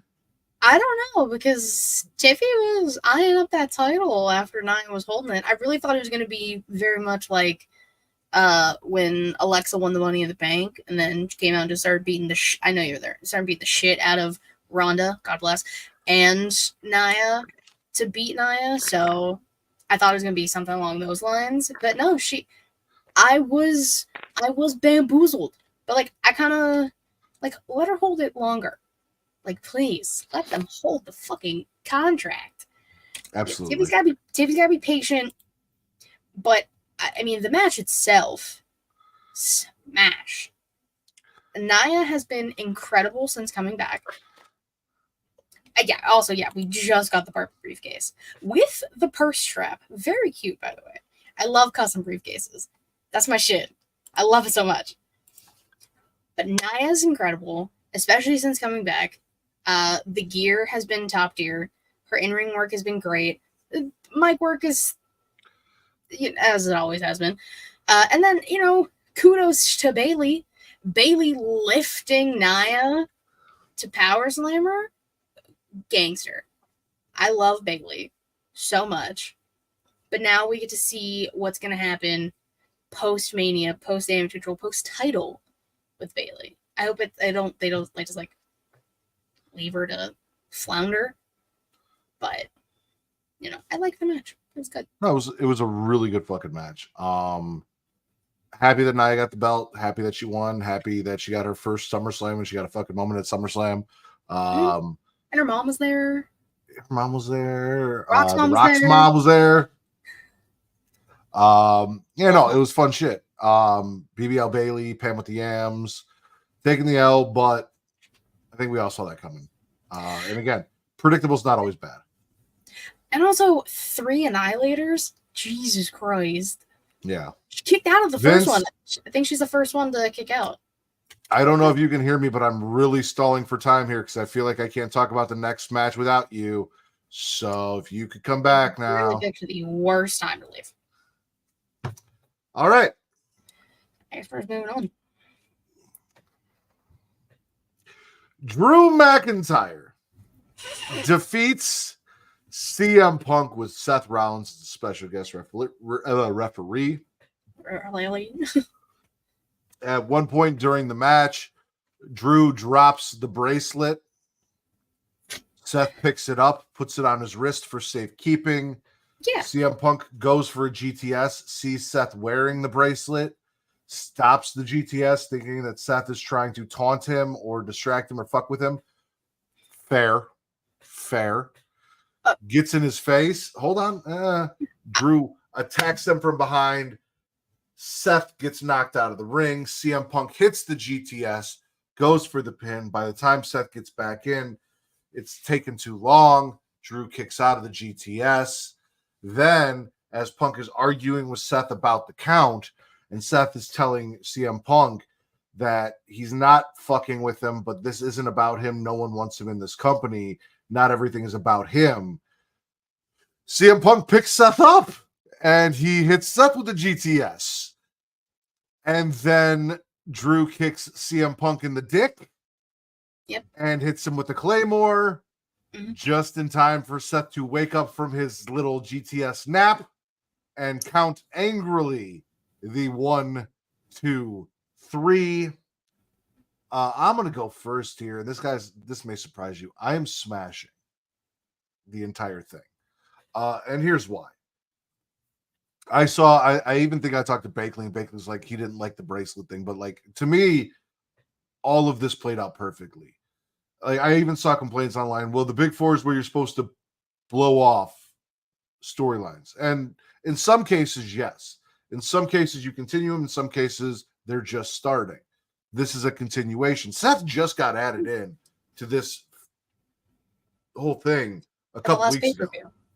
Yeah. Wasn't Shawn Michaels versus Triple H no hold unsanctioned match the start of the feud? Yeah, that was the start of the feud. Exactly. They're examples of the Big Four starting feuds as well.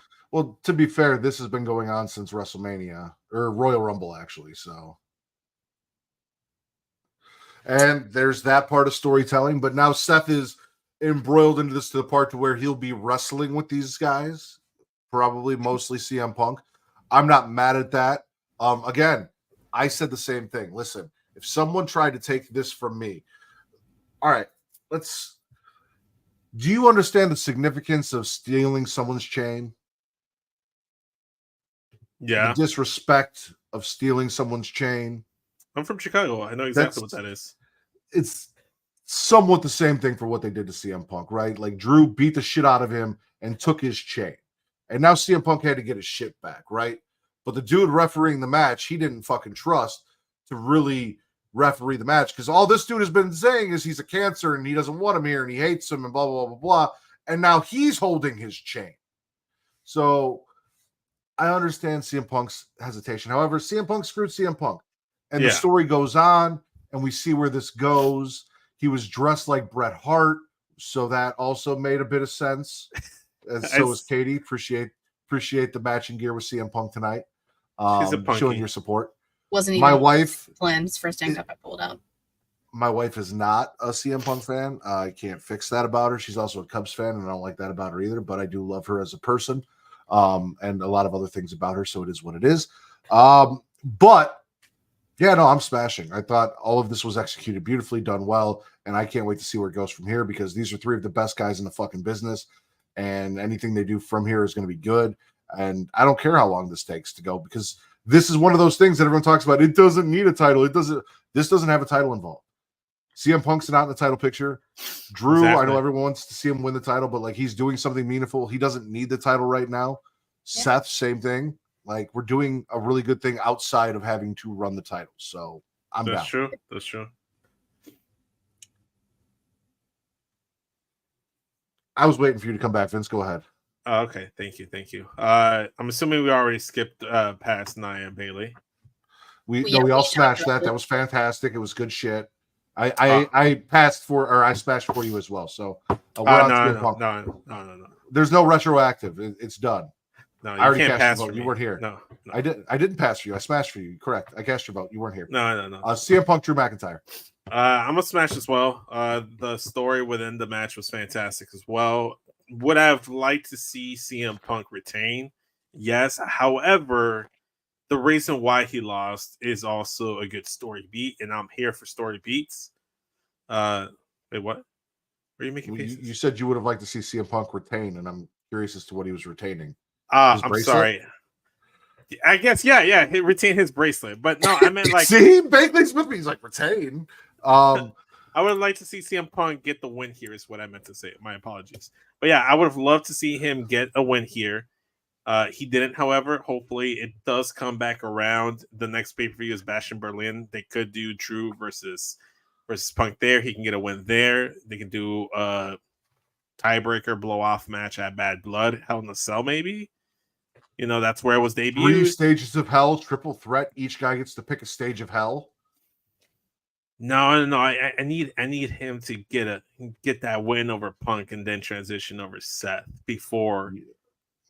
Look at you supporting Drew big time, wanting him to get the win over Punk and then transitioning to Seth. No, I want Punk to finish off his stuff with Drew. They can interweave the triple threat stuff with Seth as well. CM Punk versus Drew ladder match with. I mean, if they're not gonna do a custody of Dominic ladder match, they might as well do one for the bracelet. But yeah, I'm gonna smash the match in of itself. In the vacuum, it was a good match. It was a good story match, and Seth helped enhance that story. I'm passing the fact that Seth did not dress slutty enough for me as the referee. Where Facts. the fuck were the hoochie daddies, Seth? Facts. I was waiting for hoochie daddies. I was waiting for a crop top. I was waiting for something cute. No, you came out there with, as Punk said, your Sabu pants. Like, what the fuck were those? The shirt was cute. I give him that. Props to Seth. No, I smashed the match. Matt said it. Punk screwed Punk in this fucking match. I have played devil's advocate for all parties involved every chance I can, because all three of them have so much hate toward each other. It's kind of funny. Seth, for the most part, was calling shit down the line. To be fair, don't bring Disco Inferno into this shit. I mean, Seth did try, and then, as a referee does, you take something that's in the ring and you either throw it away or shove it in your pocket. I don't know if the Sabu pants had pockets in the front. So he just put the bracelet on his wrist real quick. He wasn't trying to fuck on him, and that's what Seth told him. Punk didn't want to listen to reason. I get why he did it. I get why he didn't. And you're right, it didn't look like he had pockets. Did they have front pockets? They had back pockets. Front pockets. It looked like they had pockets, but I don't know. Maybe he just wanted to keep it safe. I watched Stokely Hathaway tuck a giant ass chain into his back pocket that shouldn't have probably fit in his back pocket. Seth could have put it in his back pocket. Stokely is what he could have done. There's a difference. What Seth could have done is he could have grabbed the bracelet. Obviously, safety, that's a hazard in the ring. Grab it, give it to the timekeeper, or give it to Samantha Irving for safekeeping. No, because then Punk would have been pissed that he was touching the bracelet. Regardless, Punk was going to be pissed about the bracelet point blank period. He wouldn't have known. Why am I the only one who got interrupted here? What happened? Let me just finish my sentence, please. Seth took the bracelet. Punk was going to be pissed regardless of what happened to the bracelet. If it wasn't in the corner anymore, he was going to be like, where'd my bracelet go? What happened? And that resulted in that. And he still doesn't have the bracelet because Drew took it with him. So this was all about the bracelet in a way, and he doesn't even have it still. So. It's not over. It's not over yet. I do want to touch on something that Vince said real quick. When you said that you kind of wish that CM Punk had won, honestly, the other reason why I'm smashing this is I feel like Drew needed this win way more than CM Punk did. I don't think that this loss hurt CM Punk. However, all Drew has been doing is taking L after L after L after L because of CM Punk. And to take another one to CM Punk might have fucking really hurt Drew a little bit. I mean, he damn near quit the company because of all the losses he took. Then to take another one at SummerSlam, I feel like Drew needed this more than CM Punk did. I really do. Punk's got beef in Cleveland. Punk can't win in Cleveland, so... Bro. Honestly, you know what? He walked out in Cleveland. He got his ass knocked out. Yeah. You know what? I will say that. Punk didn't really need this win, but selfishly, my bias really wanted to see that man pick up a win at least one time because I do want to see him get a championship in his run before he hangs it up. You got to get a win in the Big Four if you want to get a championship. It doesn't hurt him. No, it doesn't hurt him, but I would have liked to see it. Do we need to talk about The Miz and R-Truth and Jelly Roll? No. And can we just pass it unanimously? No, I wasn't even really paying attention. You know what? I like that. We unanimously smashed Bailey Nia. We will unanimously pass the mid-show segment. So no, fuck Nia. I'm not smashing. I did see the choke slam better than Kane's. Because facts. Yeah, I give more credit to Theory. Yeah. Jesus knows what I'm talking about. Let's just move on. I felt bad because he couldn't stand up after he did the John Cena "You Can't See Me" 5-knuckle shuffle. Yeah, but there was a hell of a choke slam. One arm too. Didn't even hold him up with the other one. Shit. All Austin Theory. That was all Theory. Why are you hating on Jelly Roll? I don't like Jelly Roll. So why? I just don't. I don't like him. I don't like country music. That's one of the reasons. Okay. Listen, you can hate on people for association with other people. I can hate people for their genre of music that they choose to partake in. Yeah, you can. Wow. Bakley is a country music superstar, by the way, and you've just offended him. It's okay. I offend Bakley on a weekly basis. I do something that offends Bakley. There you go, Jesus. Jesus doesn't like country music either, but he still likes the choke slam. Let's just move on to our main event here. Co-main event. Co-main event. Part 2 of the demise of the Judgment Day, ladies and gentlemen. Gunther defeats Damian Priest for the World Heavyweight title with a little help from a friend and a little, Listen, Katie was very upset about the way that things didn't play out in the first match, and I was like, "There's still a chance, Katie. There's still a chance that it'll happen And here." what was my response to you? That you would have spit the entire show if it didn't. Exactly. Now, mind you, also after Dominic Mysterio chose Liv, Violence. Damian Priest went into a violent panic backstage looking for Dominic Mysterio, kind of threatening Finn Balor. We also talked about the Finn Balor Gunther main event and all of that. We feel like this has been building for a while. Katie saw it one way. I saw it a different way. However, we still may end up in the same spot. I also like the suggestion that I heard where Finn Balor goes and joins Imperium. Ew, no. I did for some reason think that after he helped Gunther, but then part of me was just like, nah, it's just because he hates Damian Priest. Why would he join Imperium? It's not even a thing anymore. Luka Kaiser is missing.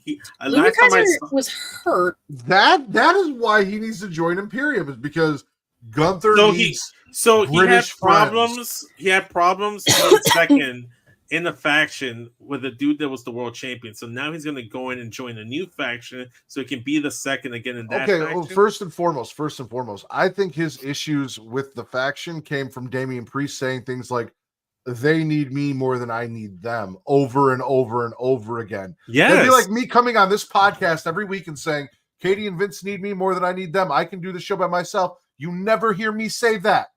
Actually, I say I need you both because we are a faction, we are a group, and that's how you treat a faction in a group. Once you single yourself out as better than everyone else in the group, you have then offended the entire group. Damian Priest was an asshole. Sounds like what that, MJF did with the group of the roster in AEW. That's what he pretty did. Much. Yeah, MAGA JF. See? That's some MAGA JF energy. But to add to that point, Matt, not only did he did that, we got to go back. Damian Priest, when he won Money in the Bank and he was Senor Money in the Bank, how many times did he fuck over Finn Balor's title matches against Seth Rollins because he wanted to try to cash in? Mm-hmm. Like, listen here. If I was a Senor Money in the Bank, Matt, and you were challenging for the podcast scene championship of the world, I wouldn't come in there and try to cash in my Money in the Bank briefcase while you have your opportunity. No, I give you your opportunity, and if you win cleanly, then I'm gonna tell you, I'm like, look, man, I'm champion, and if there's an opportunity, I'm gonna come for it. But I'm gonna respect you and let you get yours. I'm not gonna be a selfish friend and try to interrupt your opportunity so I can be a selfish one for mine. And I appreciate that, but I also want to let you know that should you go the Damian Priest or the Damian Priest route, you would have ended up like Austin Theory when he tried to cash in, or like he did tonight when he got jelly rolled. Nice. Jelly rolled. But yeah, I mean, come on. Finn is not, not Finn. Damian's not even the victim here either. Like, the Terror Twins are the ones they're causing terror in the faction, which is why they're getting their ass booted from the Judgment Day. They don't need the This just proves that they don't need the Judgment Day. The Judgment Day needed them. When the Terror Twins are gone and on a rampage, which I cannot wait to fucking see, the Judgment Day will crumble. High five.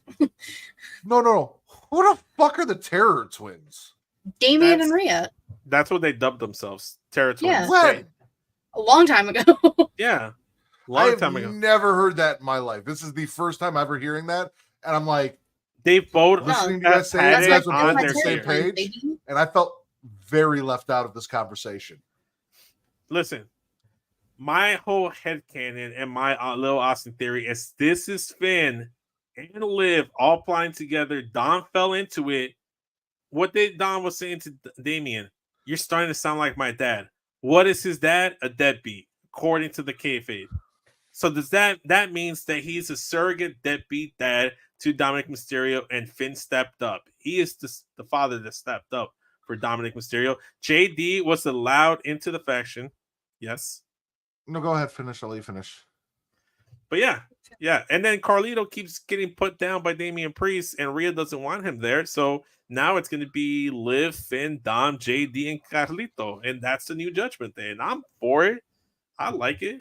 Finn should lead his own faction. Finn should lead his own faction. I'm also going to I'm also going to point out the fact that the Judgment Day was never supposed to have a leader. The reason they kicked Edge out was because of that, because he said that shit and then he decided he was the leader, and then they were going to do that. And both Rhea and Damian Priest then also went back on that idea and dubbed themselves the leaders, even though the whole idea was there was no leader, that they were all equals. So I feel like Finn is the only one not in the wrong here, because again, Finn saw somebody for the boys doing good shit, being a positive role model in Dom's life, and also Damian being a fuckboy and a bullshit fucking friend talking shit about his boys on live TV with the mic, and the fact that Rhea didn't really need them either, and he did what he had to do to handle business. We love Undertaker, but Undertaker was on some bullshit. He's a bad friend. Bad friend. Rhea's a bad partner. I'm standing on the horse. They're better without them. Finn, Dom, JD, Carlito, and Liv are better without them. I wanted to point this out. I keep hearing everyone say custody of Dominic Mysterio. Ladder match. Rhea. Listen, it works for a child because you can actually win custody of a child. He is a grown-ass person now, and that is not okay. We don't win custody of adults in 2024. That's not a thing. We abolished that a while ago. Yes. So you know. But Rhea has stated on numerous occasions, especially recently, that Dominic Mysterio is hers and he belongs to her. He wants to be with Liv, so Liv is trying to win his freedom, essentially. So Liv is the good guy in this story.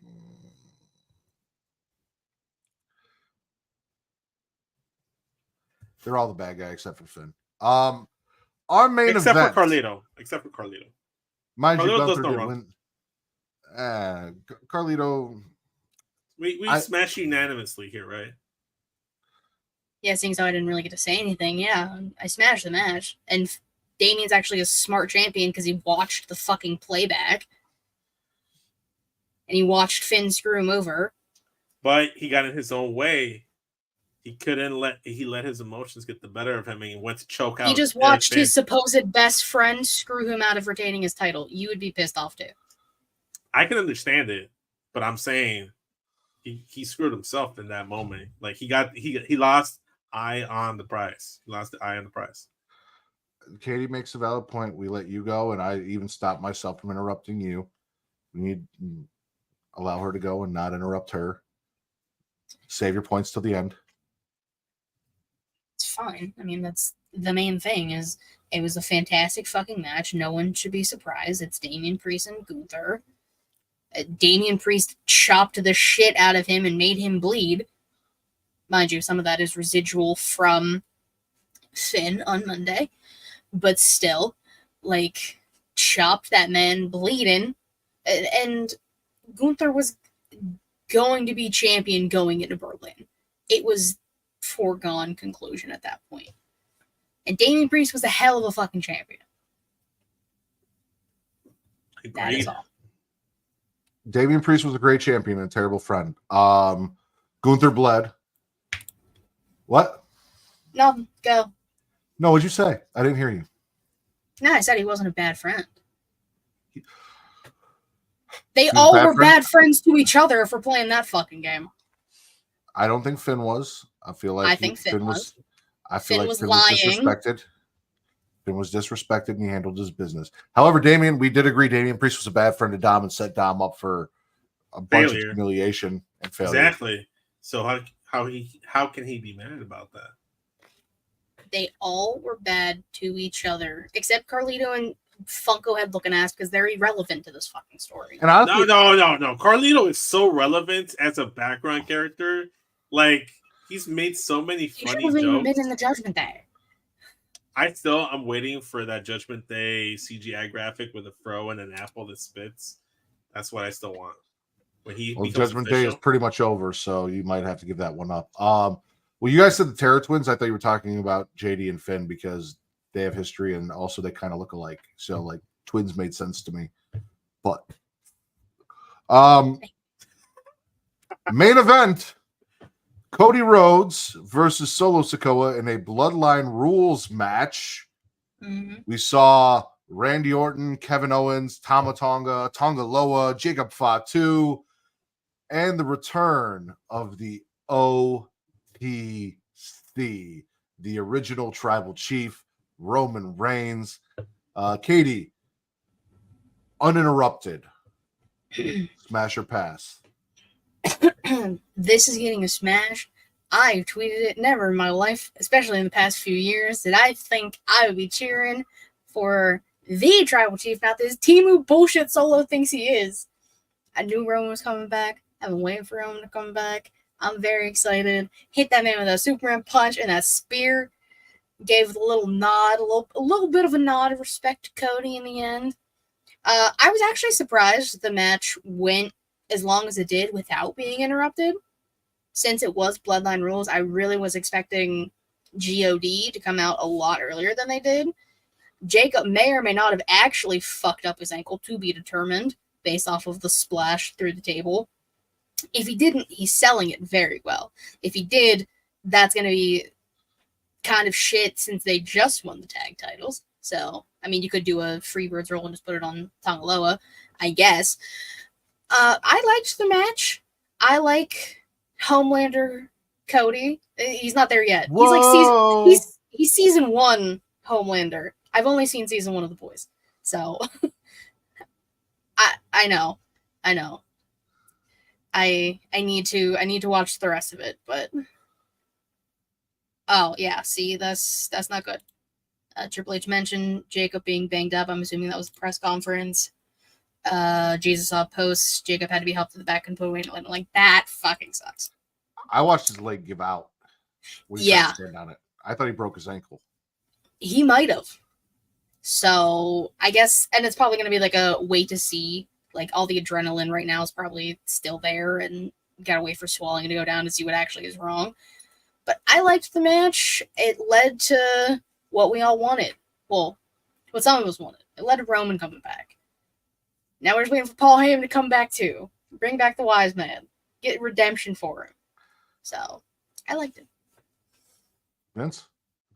Yeah, I'm smashing it as well. I mean, the in-ring was really good as well. You knew the shenanigans was going to happen at some point, and sure enough, it did.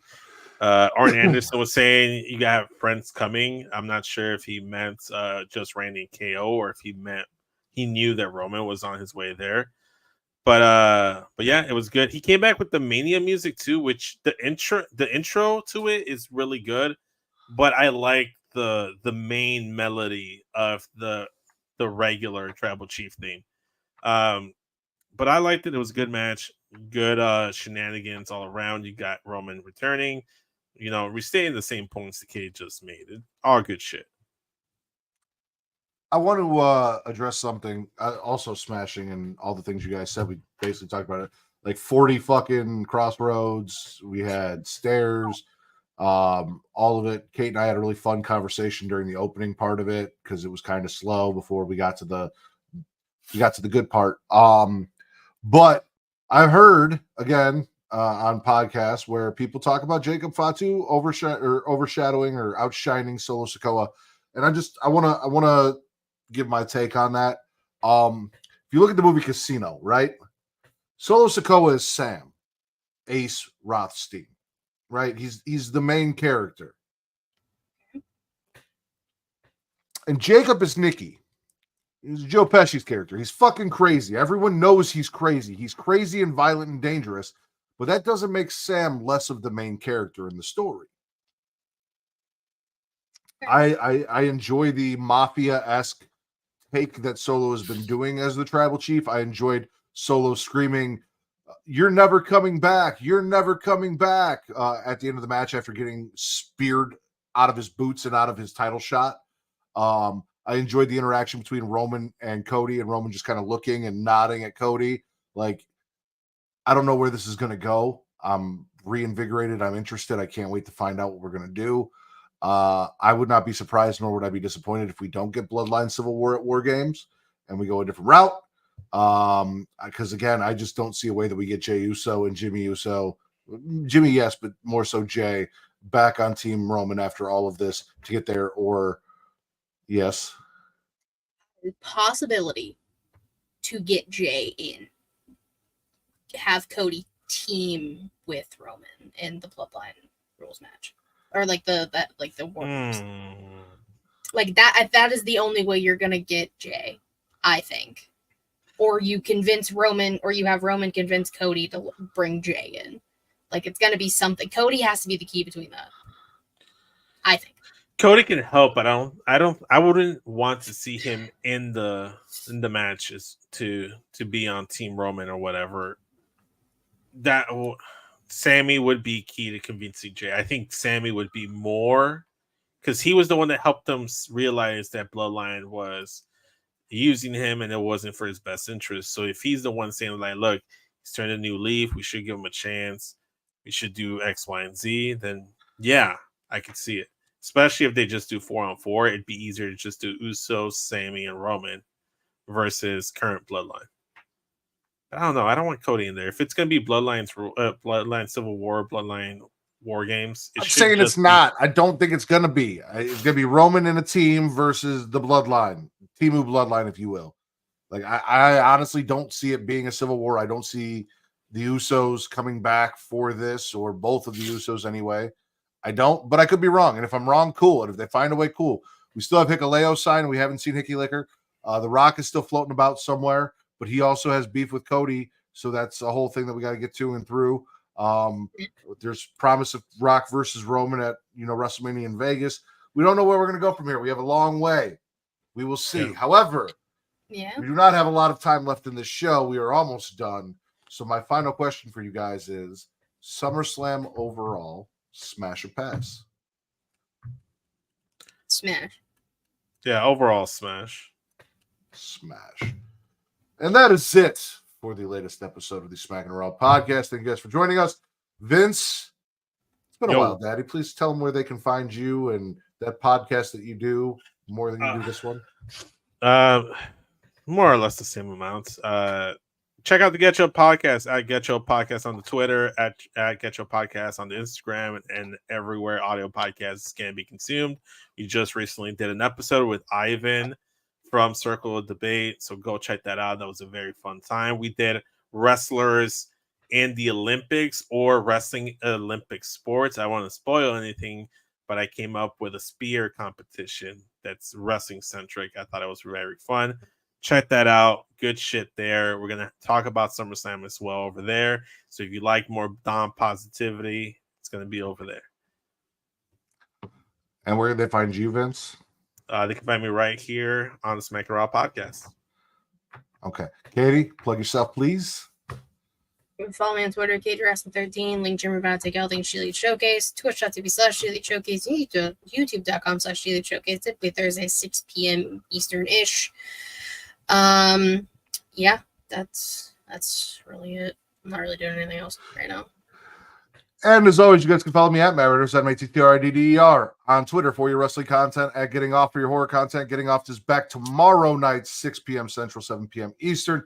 Come check us out. It is the Katie Horror Showcase 5, and Katie watched Pet Sematary for the very first time, so let's find out how she felt about it. Also, you guys can follow me everywhere else, Instagram, TikTok, Threads, and Blue Sky at Smackin It Raw. I also text Justin and let Justin know of an Olympic competition that is a big swing competition that I thought was pretty obvious, but you guys you didn't throw out there, and Cesaro should be in that. We can talk more about that off air. And we were all on the latest episode that dropped of the Apron Bump, so go check out our boy Pretty Kyle and our review of the 1997 Royal Rumble for the Pornhub Poppy, or the Deadbeat Poppy, sorry. Pornhub's not thing anymore. And Miss Katie Kinsey Bay. I am the patron saint of podcasting, Ward Mad Ritter, and hashtag Benji's not real. True.